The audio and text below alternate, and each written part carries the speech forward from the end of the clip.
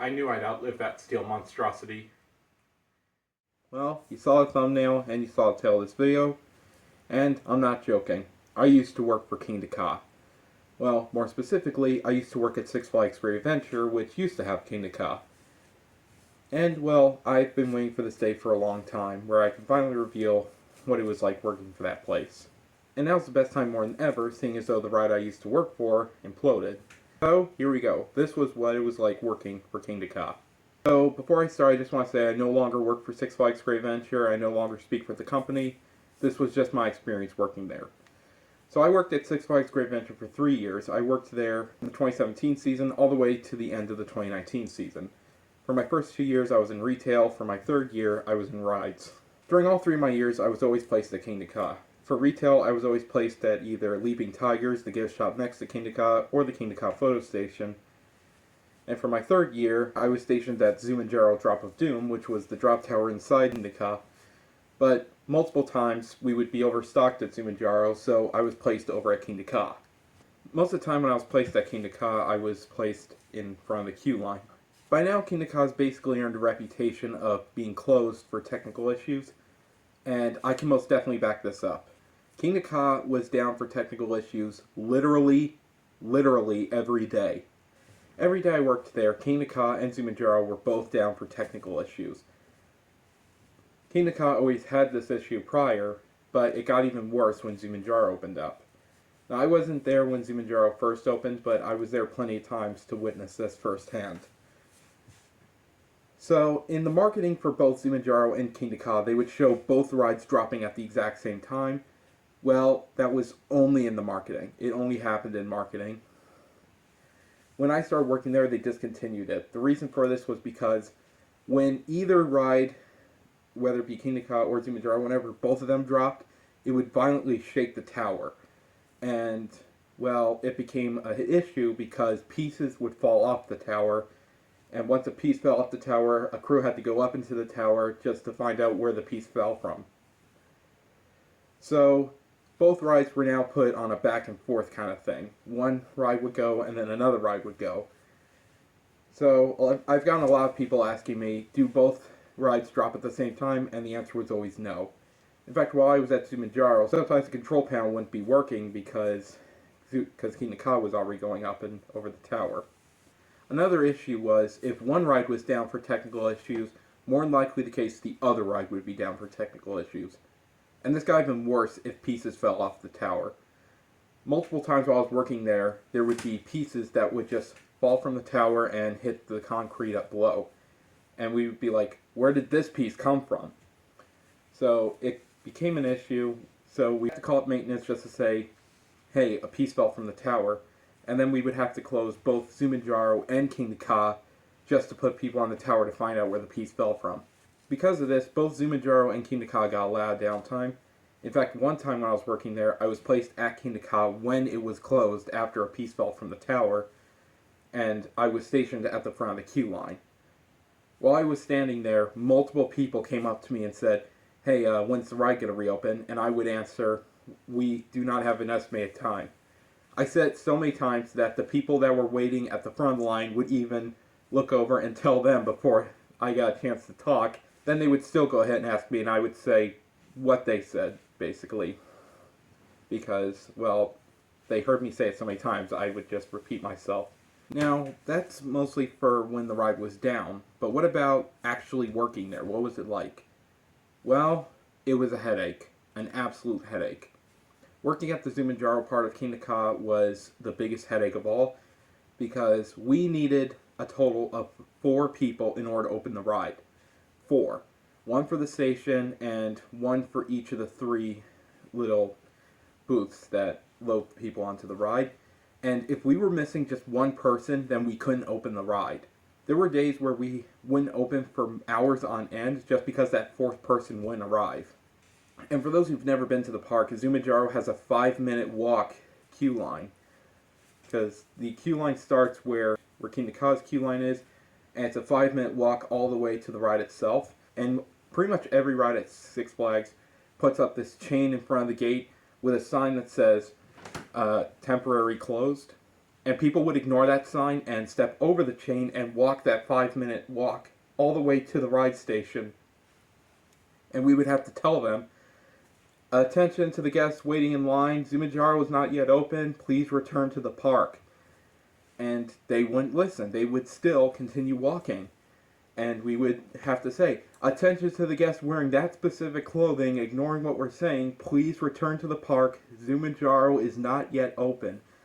And they just would stand there, and we'd actually have to go over there and tell them, excuse me, the ride is not yet open. And then they would be like, when are you going to open? And we told them, we don't have an estimated time. And they would say, well, can I just wait? And we would tell them, no, you have to wait at the front of the gate. So, word of advice, if there's a sign out front that says the ride's closed, the ride is closed.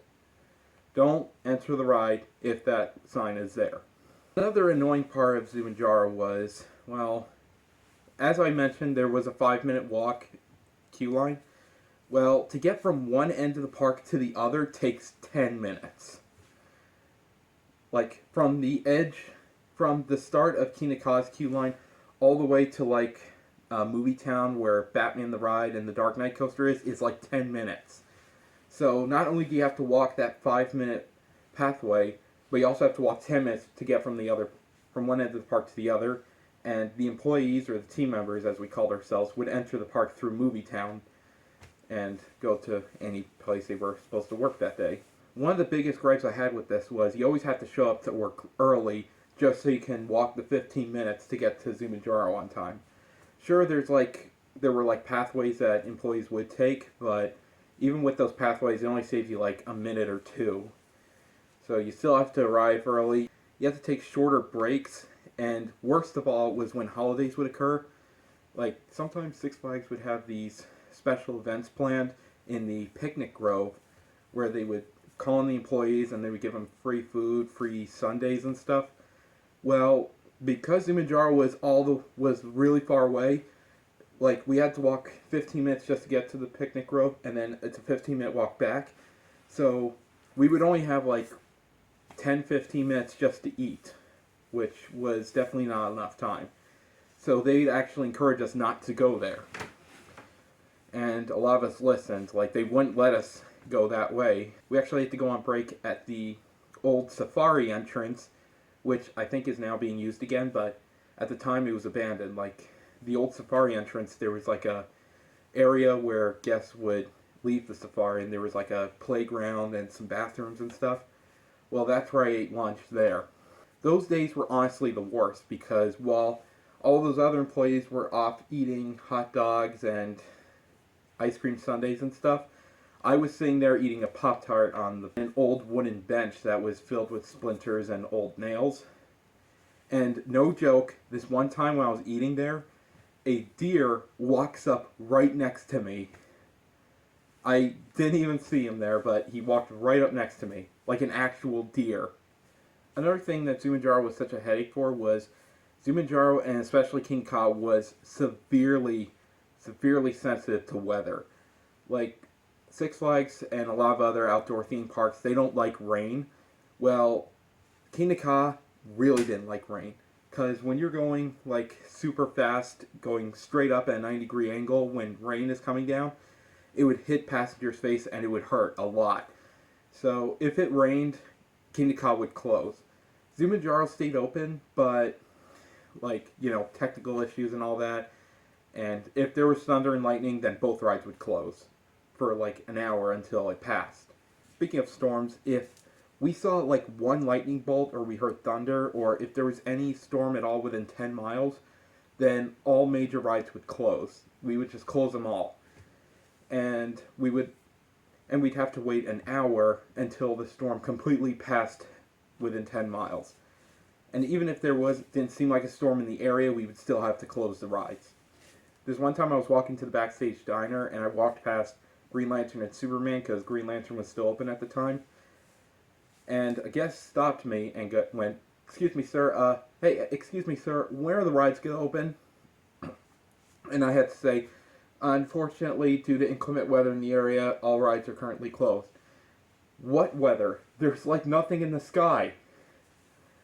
There must still be a storm within 10 miles. I apologize for the inconvenience. Is there like a manager I can talk to? So I just told him at the time no. So I kept walking and other guests kept stopping me. So I get it could be annoying, but at the end of the day, most of us are just there. We don't make the rules. We just work there. Other times when I was placed there when the park was about to close, like we would close Zumanjaro and Kingda Ka for such a long time that some guests came up to me and were like, is it closed for the rest of the night? And I'd be like, honestly, I don't know. Even when I was in retail, I would constantly get asked, when's the ride going to reopen? When's the ride going to reopen? And I just tell them, we're unable to predict how long this delay will last. We were basically required not to say, I have no clue. So it's kind of like Disney not being able to say, I don't know. You kind of had to give them an answer. As for another issue why the ride was such a headache, was of course the technical issues. Like, it wasn't just pieces falling from the tower, but it was also the launch itself. It was the ride itself. That launch took so much force, and I've actually seen the building where the launch mechanism is, and from what it looked like, it was just a mess. It was just like one pulley system. Like, it would like spin and like launch the car, go up the tower, go down, and that put a lot of pressure on the system, and that's kind of the reason why it would constantly go down, and there were so much technical issues. And honestly, it was almost a miracle for the ride to even go. Like, you'd have to wait like a kind of like 5 minutes before another cycle was ready to go. And then over at Zumanjaro, we'd have to wait for Kingda Ka to go sometime. Sometimes we can get 2 rides in before Kingda Ka would go. Other times we can get like 10 because Kingda Ka would barely go. And sometimes, system, it wouldn't do enough force. And by Kingda Ka would go along the track, it would go up, but then sometimes it would actually go backwards down and go there. Like, that became such a current thing that there were actually signs placed in the queue line basically saying, oh yeah, if that happens, it's normal. Which yeah, it was. Like, after a couple minutes, they would send the car again after fixing the million plus problems. But evacuations off the ride did happen because of that. Like, it would just be beyond broken. Now, I've stated before that Kingda Ka, is pretty far from the other rides. Well, that's another reason. Because between that and Zumanjaro, there was, like, nothing in that section of the park inside, like, that section of the Golden Kingdom. And oftentimes, the zoo that was located, like, near Kingda Ka's entrance, that would close. That closed normally at 4 o'clock. So it's a bit difficult to explain, but if you look at a map, an older map of Six Flags, like, Kingda Ka and Zumanjaro kind of exist in a cul-de-sac. Like, it's just those 2 rides, and then there's a pathway that leads back to the park, to the boardwalk section where all the games are. So, not to make people want to walk that, just to go on a ride that might break down. And there was nothing else over there. So, the area was somewhat always empty compared to everything else. Now, Six Flags did try to fix this. I actually did visit the park a couple times after I left to see, like, hey, was there anything, did they ever try to fix this? And they actually did. They actually opened up a pathway next to the zoo, so guests can go from one section of the Golden Kingdom to the other. And in that section is where you go to get to the safari and the runway mine train, all that. And then there's another section that they opened up for a pathway from Kingda Ka to El Toro. So that was interesting. But it really didn't help because there's really no point to that pathway anymore, and I'm sure they're already getting rid of it because there's literally nothing else in the Golden Kingdom in that section since Kingda Ka and Zumanjaro are now gone. One memorable thing about both rides, though, were the sights in both rides. So, if you walked through Zumanjaro's queue line, you got to see 3 remnants of past attractions. The first was the bottom half of Rolling Thunder, which was demolished before I started working there, so I got to see that almost every single day. Then there was the top half loop of the Great American Scream Machine, which was over in the monkey section in the Wild Safari, and you can actually see that through the Zumanjaro queue line. Obviously, you can't anymore. And then the third was the old safari entrance, as I've already said. which you can see as well. So that's really all I have to say for right now. Do you have any questions for me? Leave them in the comments section, and I might make a part 2 addressing those questions. If you want to hear more stories about my experience working at Six Flags, then let me know, because I'll be happy to share some of my stories with you guys. Anyway, thanks for watching. Please subscribe. Please check out my other content, and we'll see you guys later.